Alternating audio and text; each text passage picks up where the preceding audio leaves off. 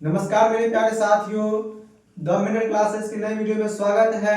हम जो इस वीडियो में पढ़ने वाले हैं प्रकाश के अपवर्तन के बारे में कि प्रकाश के अपवर्तन क्या होता है, यह घटना कैसे घटती है और यह किन नियमों के अनुसार होती है। ठीक है, तो चलिए वीडियो को शुरुआत करते हैं।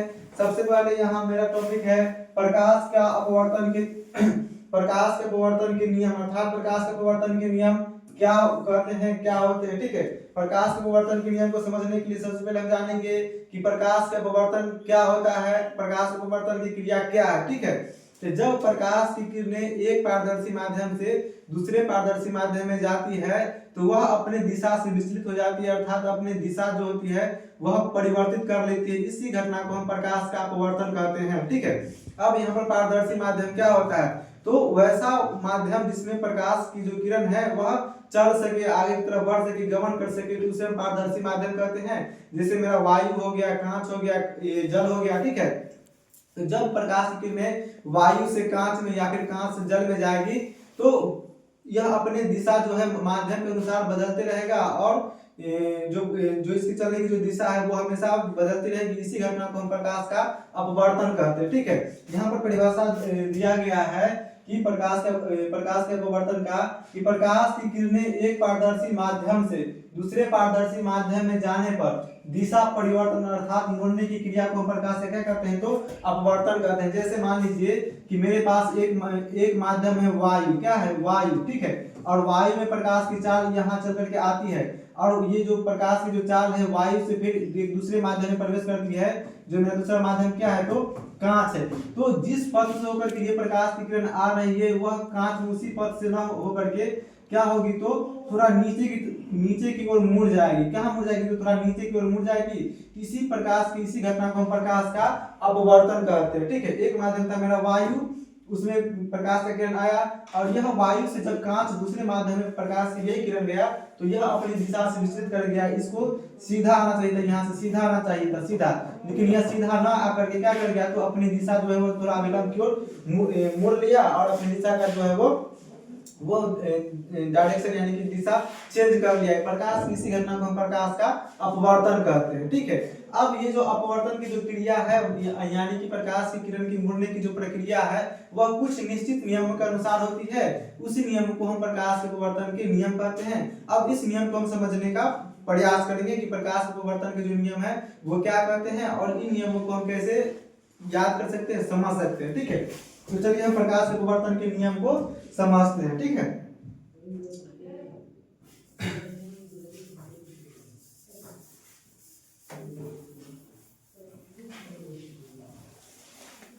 प्रकाश के जो अपवर्तन के जो नियम कहते हैं वह कहता है कि प्रकाश अपवर्तन के नियम कहता है प्रकाश की किरणें किसी पारदर्शी माध्यम में पड़कर जिन नियमों का पालन करते हुए अपरिवर्तित होती है उसे प्रकाश का अपवर्तन के नियम कहते हैं। बस वही बात है कि प्रकाश की किरणें एक पारदर्शी माध्यम में मान लीजिए वायु में चल करके आया, उसके बाद कांच में या जल में प्रवेश किया। अब यह वायु में चल करके जिस पथ पर से आया है उसी पथ पर से यह कांच में नहीं जाएगा बल्कि अपनी दिशा को विचलित कर लेगा और यह दिशा जो जिन नियमों के अनुसार मुड़ेगा उसी को प्रकाश का अपवर्तन के नियम कहेंगे। ठीक है, प्रकाश अपवर्तन के जो नियम है वो दो होते हैं। ठीक है, पहला नियम कहता है कि आपतित किरण, कौन सा किरण, तो आपतित किरण, जो किरण आया है पहले माध्यम से चल के उसको हम बोलेंगे आपतित किरण। ठीक है, उसके बाद आपतन बिंदु, जिस पहले माध्यम के जिस बिंदु पर आपतित किरण पड़ा है उसे बोलेंगे आपतन बिंदु। ठीक है, तो कह रहा है कि आपतित किरण आपतन बिंदु पर डाला गया अभिलंब, ठीक है, अभिलंब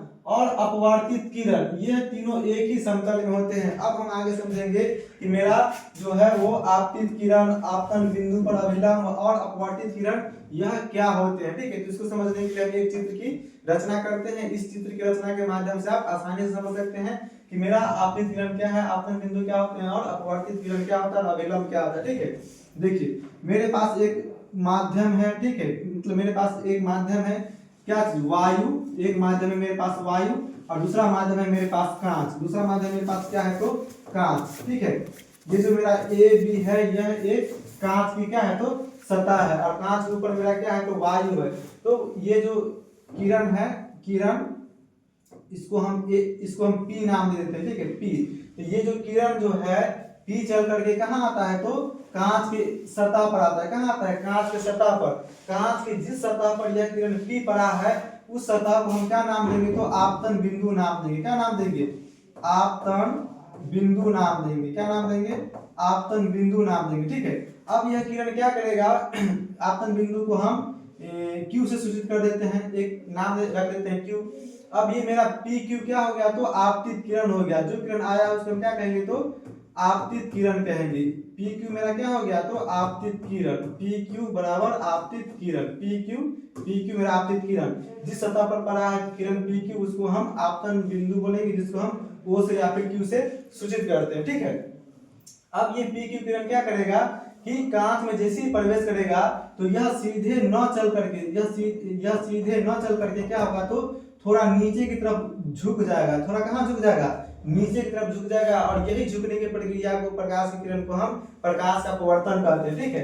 अब जो किरण दूसरे माध्यम में गया उसको हम बोलेंगे अपवर्तित किरण। कौन सा किरण? तो अपवर्तित किरण। अपवर्तित किरण।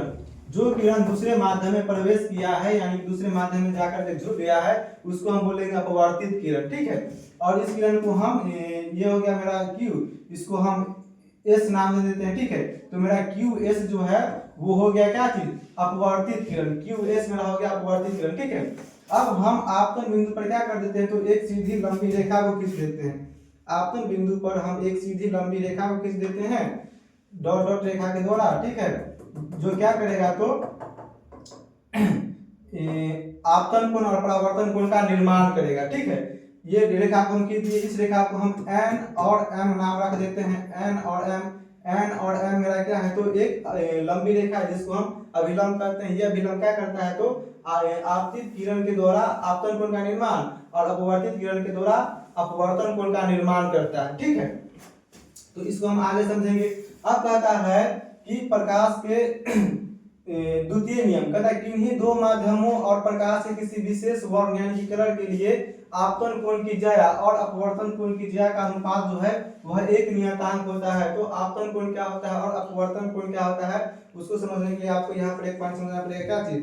कि मेरा अपवर्तन कोण क्या है और क्या बोलते हैं आपतन कोण क्या है? तो आपतित किरण मेरा जो ये PQ है आपतित किरण। ठीक है। PQ आपतित किरण और इस पर डाला गया अभिलंब, इस पर डाला गया जो अभिलंब है मेरा NQ, ये जिस कोण का निर्माण करेगा उसको हम बोलेंगे आपतन कोण। कौन सा कोण बोलेंगे? तो आपतन कोण, जिसको हम I से सूचित करते हैं, यानी कि आपतित किरण। ठीक है। और आपतन बिंदु पर डाला गया अभिलंब जो कोण का निर्माण करेगा उसको हम आपतन कोण बोलेंगे। अर्थात I मेरा आपतन कोण हो गया। ठीक है।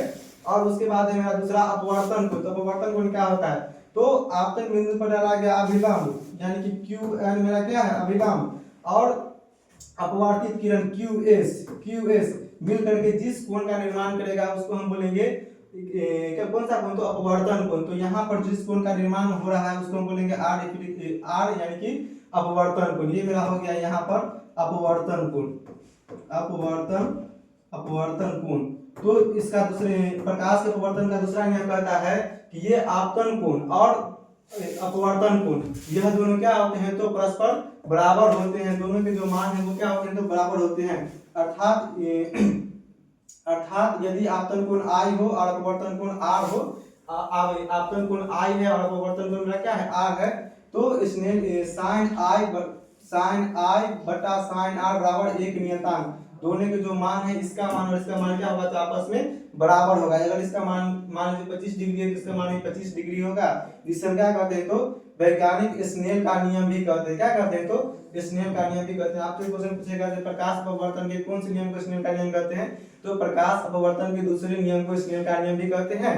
और दूसरे नियम क्या कहता है? तो आपतन कोण जो है वह अपवर्तन कोण के बराबर होते हैं, अर्थात I बराबर R। आई होप कि आपको ये वीडियो अच्छी लगी हो। अगर आपको ये वीडियो अच्छी लगी हो तो वीडियो को लाइक कीजिए, चैनल को सब्सक्राइब कीजिए। इसी प्रकार का वीडियो हम इस पर लगातार अपलोड करते रहेंगे। धन्यवाद।